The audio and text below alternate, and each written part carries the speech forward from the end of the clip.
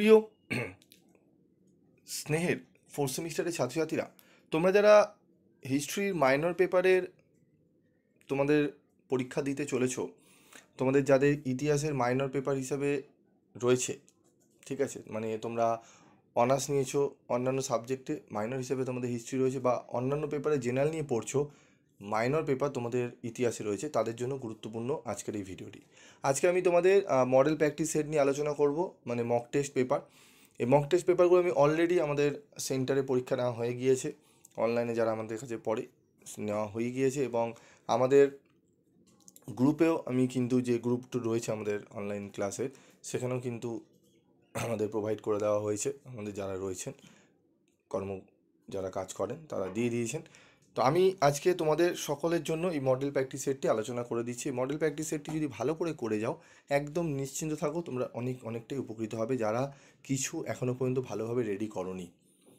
এবং তোমাদের যারা তোমরা ফিফথ সেমিস্টারে পড়বে, তোমাদের ইতিহাস, পলিটিক্যাল সায়েন্স, এডুকেশান, এগুলোর জেনারেল পেপারের কিন্তু আমাদের ক্লাস করানো হয়, এবং ক্লাস যদি জয়েন করতে চাও ক্লাসে জয়েন করতে পারো। প্রত্যেক জায়গায় ঘুরে তুমি যদি বিচার করো বা দেখো, সব থেকে কম রেমুনারেশন নিয়ে তোমাদের পড়ানো হয় এবং কোয়ালিটিরভাবে পড়ানো হয়, ঠিক আছে? যারা ক্লাস করেছে তারা জানে। তো যারা পড়তে চাও তারা অনলাইন ক্লাসে তোমরা অ্যাডমিশন নিতে পারো।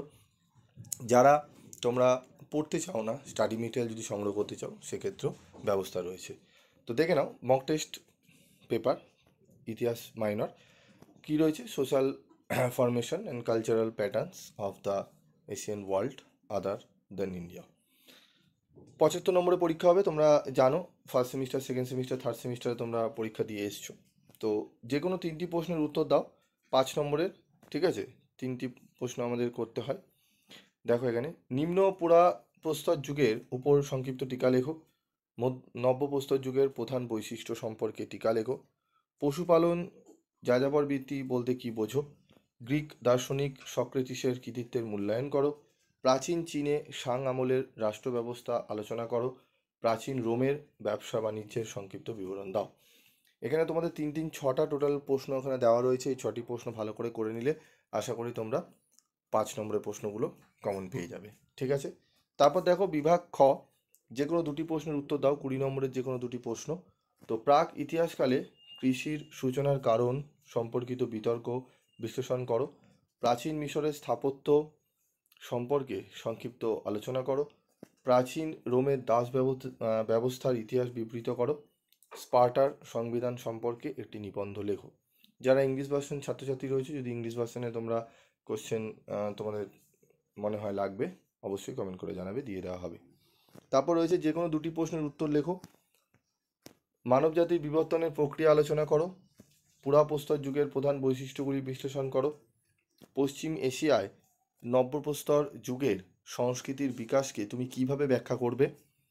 গ্রিক পলিসের প্রধান বৈশিষ্ট্যগুলি কী?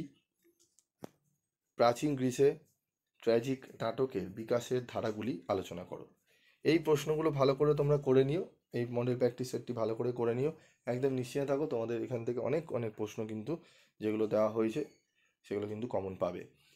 তো তোমাদের স্টাডি মেটেরিয়ালও আমাদের রয়েছে আদর্শ কোয়ালিটির, খুব সোজা সরল করে লেখা রয়েছে, এবং যেগুলো লিখলে পড়তেও সুবিধা হবে, লিখতেও সুবিধা হবে, এবং নাম্বার পেতেও কিন্তু সুবিধা হবে।